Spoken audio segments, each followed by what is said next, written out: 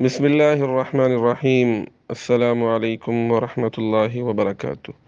دین فطرت چینل میں خوش آمدید۔ آج کا ہمارا موضوع ہے روزے کا کفارہ۔ روزے کا کفارہ کیا ہے اور یہ کیوں لازم آتا ہے؟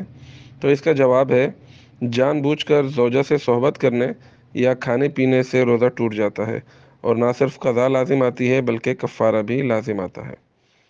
کفارہ یہ ہے کہ ایک غلام آزاد کرے، ورنہ 60 روزے متواتر رکھے، یعنی مسلسل رکھے، بیچ میں ناغہ نہ ہو، ورنہ پھر شروع سے 60 روزے پورے کرنے پڑیں گے۔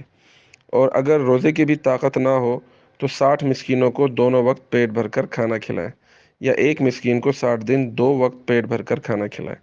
آج کل شرعی غلام یا باندی کہیں نہیں ملتے، اس لیے 60 مسکینوں کو دونوں وقت پیٹ بھر کر کھانا کھلائیں، یا ایک مسکین کو 60 دن 2 وقت پیٹ بھر کر کھانا کھلائیں، یا پھر 60 روزے متواتر رکھیں۔ یاد رکھیے کہ رمضان المبارک کے روزے رکھنا اسلام کا تیسرا فرض ہے۔ جو اس کے فرض ہونے کا انکار کرے مسلمان نہیں رہتا، اور جو اس فرض کو ادا نہ کرے وہ سخت گناہ گار اور فاسق ہے۔ ریفرنس کے لیے ڈسکرپشن میں موجود لنک کا وزٹ کیجیے۔ بہت شکریہ۔ والسلام علیکم ورحمۃ اللہ وبرکاتہ۔